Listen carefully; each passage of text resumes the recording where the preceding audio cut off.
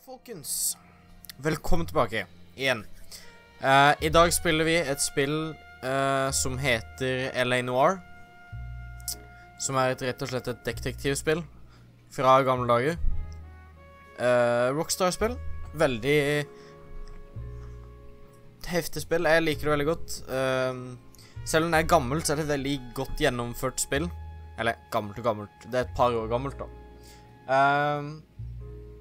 Jeg har spilt litt av dette før, så jeg har spilt gjennom en god del missions, men jeg ikke i nærheten av å fullføre spillet ennå. Og det lenge siden jeg har spilt sist, så jeg husker nok ikke alle sakene, men det vil hjelpe at vi får litt framgang, og at episodene kommer på kanskje en 20 minutter, halvtime. Så jeg skal gjøre et mission per episode. Så skal jeg prøve å proppe ut litt flere episoder og litt flere videoer nå. Jeg skal prøve. For at det har vært veldig mye lenge mellomrom mellom hver. Men vet du hva? Vi bare hopper i det.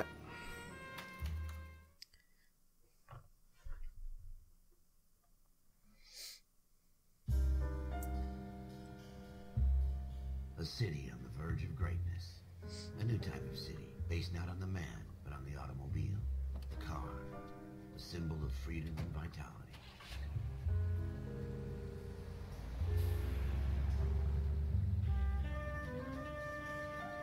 Every man can own his own home and have room to breathe and not be overlooked by his neighbors. A city where a man's home is his castle, a quarter acre of the dream made possible by victory.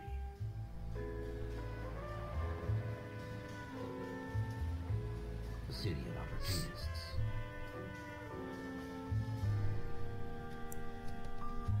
A city of dreams, where Hollywood shape the thoughts and desires of the entire planet.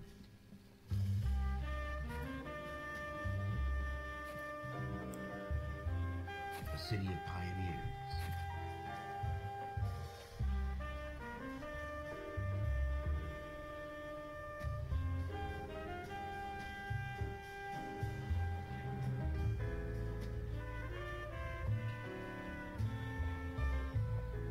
A city of dreamers.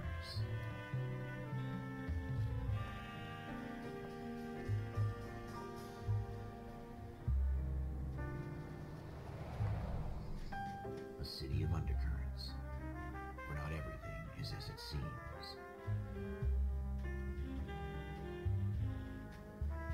A 20th century city that will become a model for the world.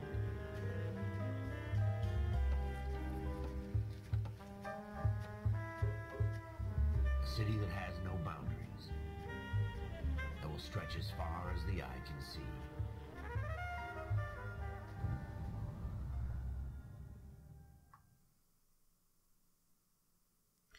Yeah, start en liten intro. In the Marine Corps, you deal with the chain of command. Mistakes get made, but you deal with them. You know what you're fighting for, and that you're on the same team. But dealing with corruption is like chasing shadows. You never know whether the guy you're talking to is on the pad, or whether it's your partner, or maybe even the watch commander. So who do you trust, Cole? I made up my mind a long time ago. KGBL calling caller 14 Adam. 14 Adam, come in. Go ahead, KGPL. 14 Adam, see the detective at ambulance shooting at 6th and Industrial Street. Get a 16 William, request uniform assistance for an evidence search. 14 Adam, code 2. Roger, 14 Adam en route. Ok, da har vi rett og slett fått et mission. Here we go again. They don't request uniforms for an evidence search unless there's some kind of catch. Ever the opposite. From the beam of sunshine himself.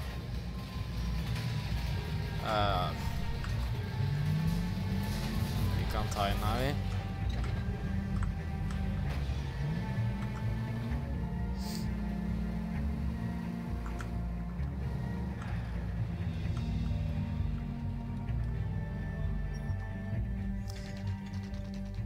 Det spillet her veldig basert på du snakker veldig mye med folk, og du skal finne litt du kan komme mye lettere fram med spillet hvis du vet hva du skal spørre etter og klarer å lese ansiktsuttrykk og sånn.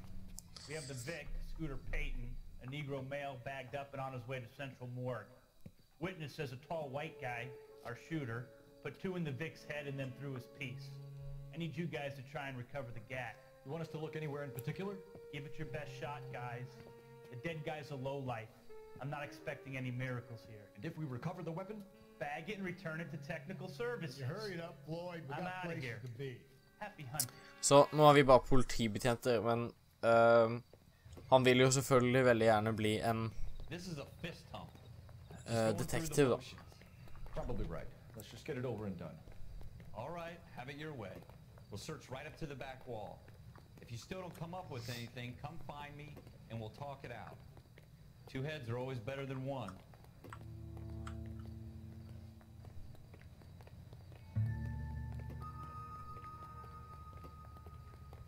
I'm stumped.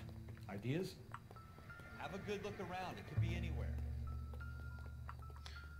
Så det du kan gjøre her, Look at this. du kan klikke på ting, så kan du inspisere det, velge hva du skal inspisere for noe, og så kan du snu på ting, Incidental. og se til ting, og så vil, hvis det er noe som kan brukes, så vil kameraet på en måte zoome inn på den, sånn dette.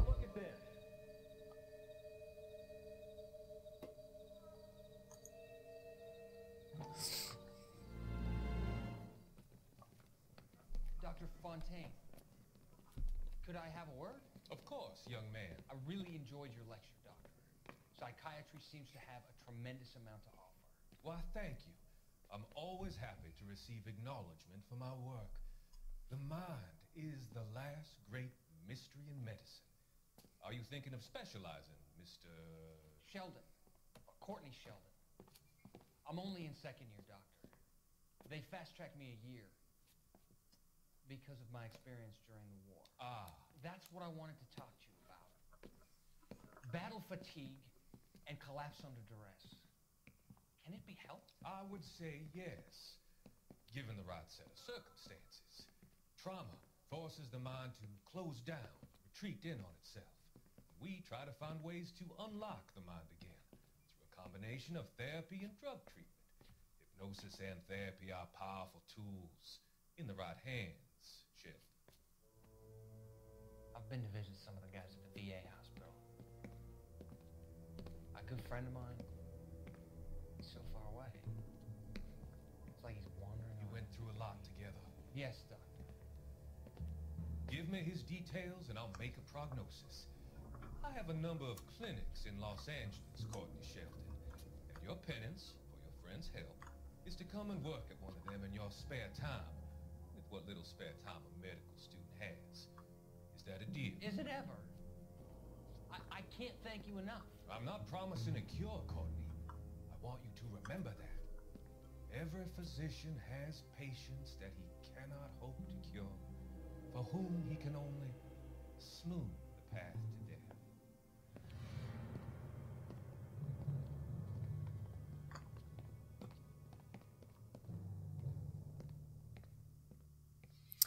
Okay.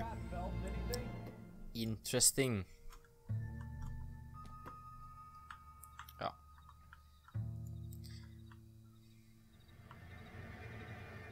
I tell you, I'm jinxed. I always get landed with this crap. Let's see over here.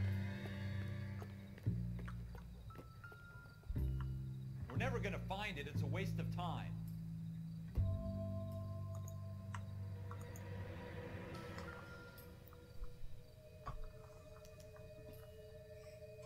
Shooter put him up against the wall and blew his brains out. Hell of a way to go. Doesn't really matter how you go. Så godt ut. Don't get all deep on me, Phelps. Ja.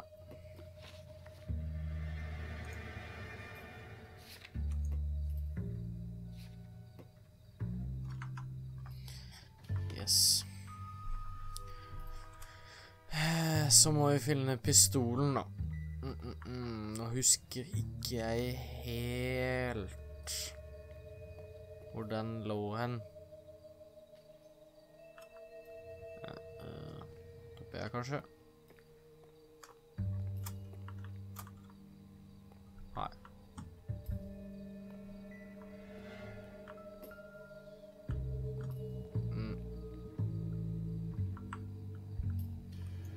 Oi, sånn. Der var den faktisk. Ralph, there's something on the rooftop. How the hell did you see that? Reflection in the window. Looks like it might be our weapon. I'm gonna see if I can find a way up there. All right, don't hurt yourself. Det er vel kanskje en stige bak her da. Ok, et rør. Rør funker jo klatre i. So we need to find a way up.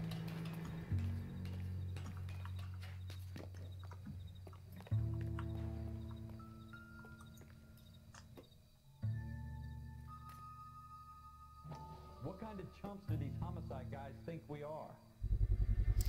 Der har vi registreringsnummer. Serial S71893. 2 skutt. 2 rounds fired. And instead Good, of dropping good. it down a drain, our shooter hoists it up here. Interesting guy. Tar vi den med oss selvfølgelig? We should follow up on this now, before the perp tries to leave town. Yes. We have the gun, Cole.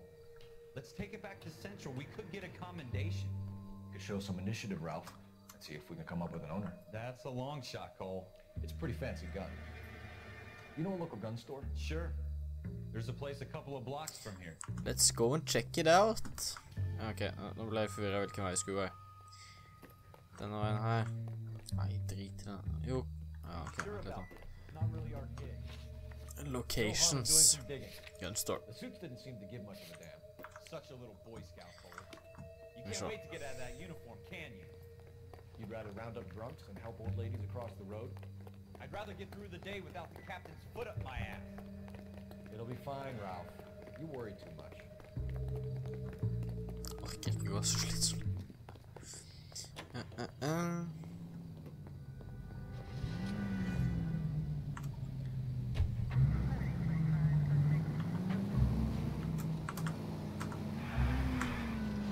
Sladding her i det spillet er litt annerledes. Veldig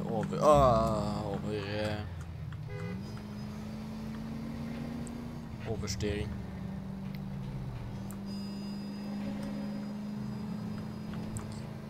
Det kan være, hvis episoden må bli litt lang, så kan det være at jeg må kutte noen av kjøringa og sånn. Tror det kanskje skal gå greit. Dere bryr dere ikke kanskje så mye om at jeg driver og kjører rundt. Men det får vi se på. Det er fullt mulig. Så vet jeg til senere også. At blir det for mye kjøring og for lite missions og sånn, så kommer jeg nok til å kutte litt på kjøringa.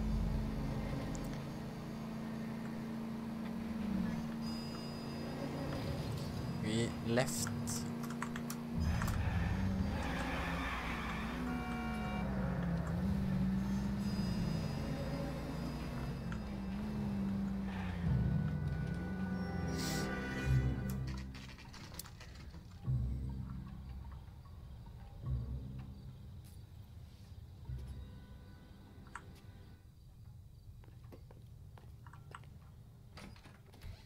Officers Phelps and Dunn. Can you tell us anything about this gun? Smith & Wesson, Model 27, registered Magnum. Chambered for .357, nickel-plated with pearl grips. Same gun used by General Patton. You're not suggesting he's the owner. No, I'm not. You seem to know a lot about the weapon. I ought to. I sold it. You know, this piece will stop a rhino. These babies are only available special order. Here's my Smith & Wesson order book. You mind if I take a look? Be my guest. This is about something bad, right? Oh, yes. Model 27 with pearl grips, Cole. You see it on there? 27. Walnut grip. Nei. 27.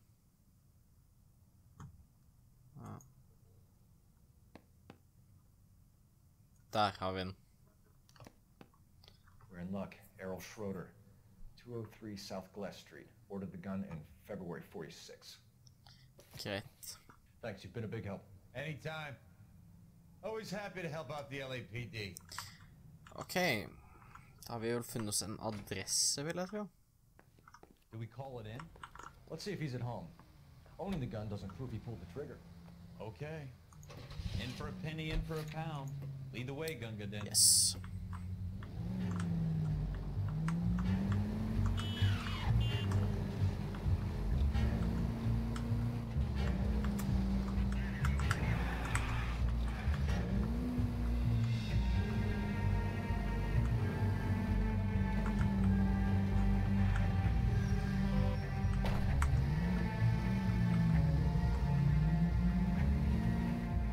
Wasn't so hard, was it? Just because we're in uniform doesn't mean we can't use our initiative. I guess so. Seems a little too good to be true. One-of-a-kind murder weapon bought locally using a real name. If Schroeder's our shooter, he's no criminal mastermind. Most of them aren't. Yes. That's why they get caught. 2 out of every 3 crimes are done on impulse. Another fact from the Phelps Encyclopedia of Thin Air. You really are full of it.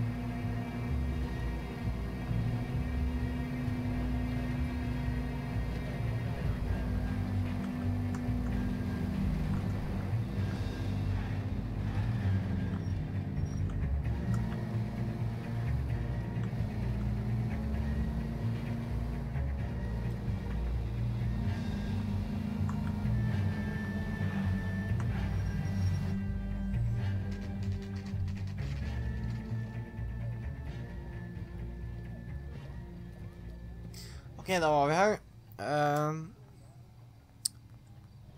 Ja. Vi får sjekke det ut, da. Men er det her? Ja, tydeligvis. Gold handle doors allow you to enter. Ok.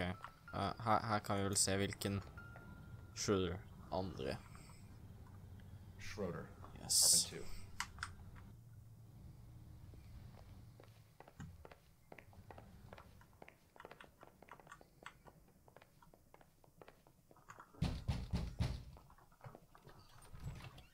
What do you guys want? I'm Officer Cole Phelps. This is Officer Dunn, Wilshire Division. You're the owner of a Smith & Wesson Model 27, nickel-plated with pearl grips? I might be. What of it? Then you'll be surprised to know that Scooter Payton was murdered tonight with your gun. You're out of your mind. Scooter? He works for me. I have that gun here in my drawer. What the fuck is going on here? You're under arrest, Schroeder. Cuff him, Ralph. No way. You're not taking me down for this. Ok. You ready, tough guy? That was unfair.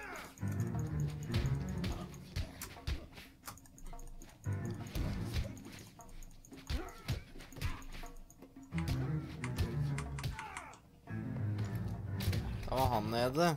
Nei, ikke.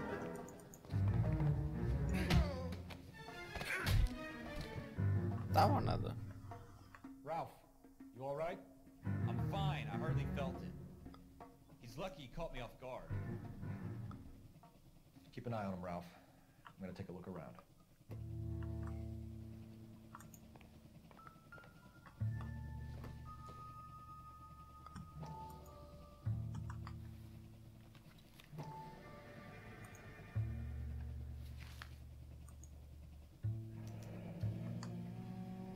List of names and a series of numbers.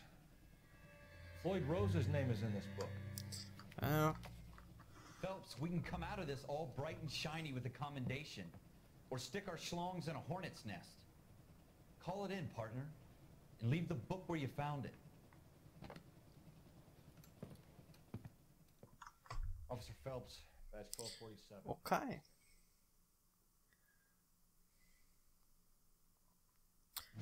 Da har vi faktisk turnet inn første mission, muligens. Usikker.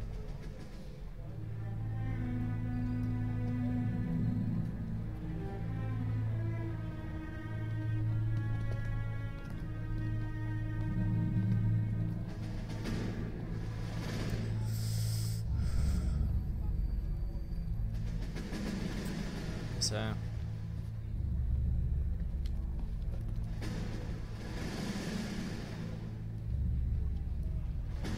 You dumb fucking sons of bitches, get in this line now before I lose my temper. Excuse me, Sergeant, but... Excuse me? Fuck you. You say another word and I'll break your fucking head and have you in the brig. Some of us are here for... I know why you're here, asswipe. I'm having a bad day, Private. Some people don't seem to want to get on this bus. Didn't ask for your help. He didn't ask for your help. Can you believe this guy? Who are you two? Abbott and Costello? We're here for OCS, Sergeant. So it's the three fucking stooges and you're here for OCS. God help this fucking country and the USMC. The Japanese will do the world a favor and kill you quickly. All three of you are on report. What are your fucking names? Phelps. I flotte navn. Any other gentlemen for OCS? Sinnala tagg. OCS is at Elliott. You take the Camp Elliott bus over there. This bus is for MCRD. This bus is for men who want to fight. That asshole is a complete motherfucker. Yes.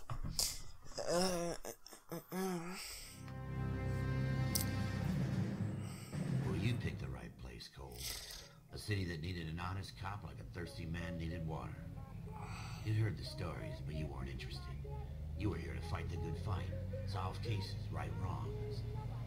The force is like politics. There's no sitting on the fence. You have to choose sides. A brown paper envelope, or a Greyhound ticket to Palookaville. It could only ever end one way. All units to 211 in progress and shots fired at Westlake Savings and Loan, 1415 West 3rd Street. Unit to handle identified code 3. We'll take that. It's only a couple blocks from 14 Adam calling KGPL. We'll handle the 211. Roger that, 14 Adam. Be advised, suspects are armed and dangerous. Roger KGPL. 14 Adam en route. Jep, vet du hva? Da har vi dette som første episode. Så snakkes vi neste igjen. Ta.